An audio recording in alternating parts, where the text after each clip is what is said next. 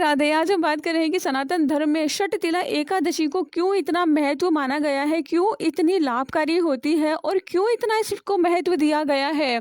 यह कब मनाई जाती है, क्यों मनाई जाती है, हर छोटा बच्चा क्यों इसका व्रत करता है, इसका क्या शुभ प्रभाव है।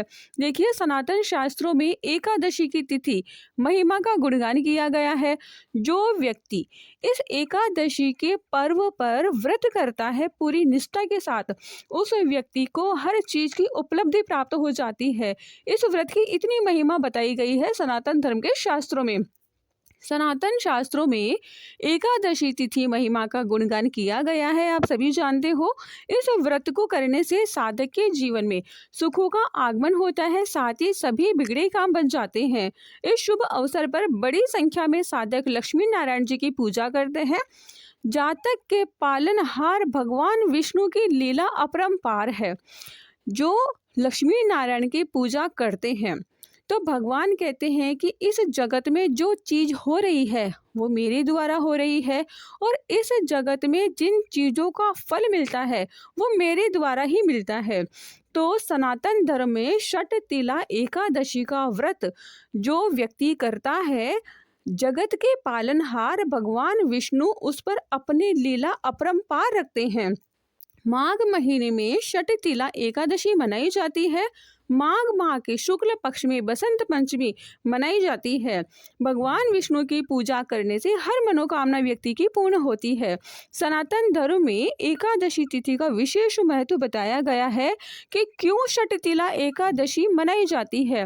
इस शुभ अवसर पर लक्ष्मी नारायण जी की पूजा की जाती है तथा साथ ही उनके निमित्त एकादशी का व्रत रखा जाता है।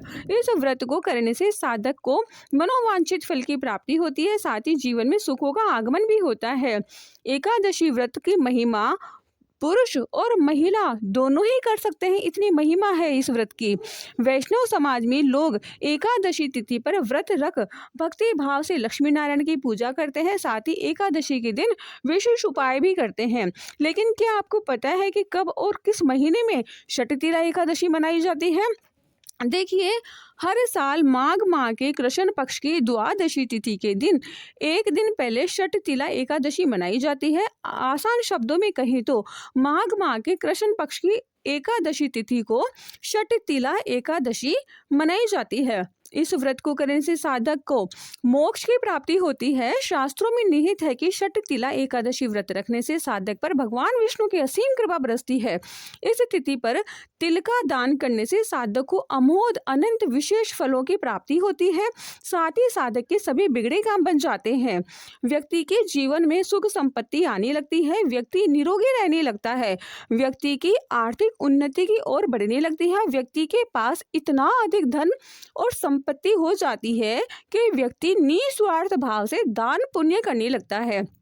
वैदिक पंचांग के अनुसार माघ माह के कृष्ण पक्ष की एकादशी 24 जनवरी को संध्या काल 7:25 पर शुरू होगी। वह तिथि का समापन 25 जनवरी को रात 8:31 पर होगा। ऐसे में 25 जनवरी को षटतिला एकादशी का व्रत किया जाता है। षटतिला एकादशी सन 2025 में शुभ मुहूर्त कौन सा है? देखिए, ब्रह्म मुहूर्त की बात करें तो सुबह 5:26 से शुरू होकर 6:19 तक रहेगा। अगर हम विजय मुहूर्त की बात करें तो षटतिला एकादशी का विजय मुहूर्त है दोपहर 2:21 से 3:03 तक रहेगा। अगर हम गोधूली मुहूर्त की बात करें तो शाम 5:52 से 6:19 तक शुभ मुहूर्त रहेगा। अगर हम निशिता मुहूर्त की बात करें तो 12:07 से 1 बजे तक षटतिला एकादशी का व्रत होगा। पंचांग के अनुसार षटतिला एकादशी का व्रत पारण का समय 26 जनवरी को सुबह 7:12 से लेकर 9:21 तक रहेगा। इस शुभ मुहूर्त में एकादशी व्रत का पारण कर सकते हैं। व्रत का पारण करने के बाद गरीब लोगों को आप विशेष चीज़ों का दान भी कर सकते हैं।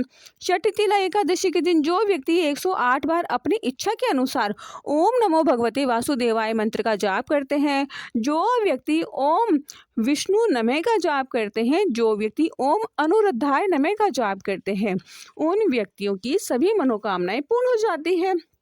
षटतिला एकादशी 6 प्रकार का प्रयोग इस तरह होता है। जो व्यक्ति षटतिला एकादशी को 6 प्रकार से तिल का प्रयोग करते हैं, उन व्यक्तियों की बहुत जल्दी मनोकामना पूर्ण हो जाती है। देखिए, षटतिला एकादशी को 6 प्रकार से तिल का इस प्रकार प्रयोग करना चाहिए। तिलों के जल से स्नान करना चाहिए। आप थोड़े से तिल लीजिए और आप उसे अपने जल के स्नान में मिला लीजिए और फिर आप उससे स्नान कीजिए। तिलों का उपटन व्यक्ति को लगाना चाहिए। षटतिला एकादशी पर तिलों का घर में या मंदिर या परिसर में हवन करवाना बहुत शुभ माना जाता है। षटतिला एकादशी पर जल ग्रहण करते समय अपने हाथ में थोड़े से तिल लेकर और जल मिलाकर जो उसका आचमन करता है, व्यक्ति को सुख समृद्धि प्राप्त होती है। तिलों की मिठाई का जो षटतिला एकादशी पर सेवन करता है, व्यक्ति हमेशा निरोगी रहता है।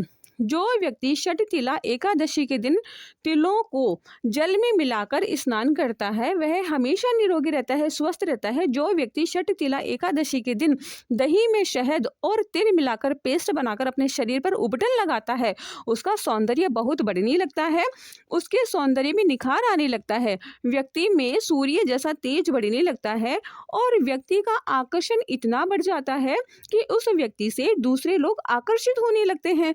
जो व्यक्ति तिलों से हवन करता है और करवाता है, उस व्यक्ति को अनंत पुण्यों की प्राप्ति होती है और मोक्ष की प्राप्ति होती है।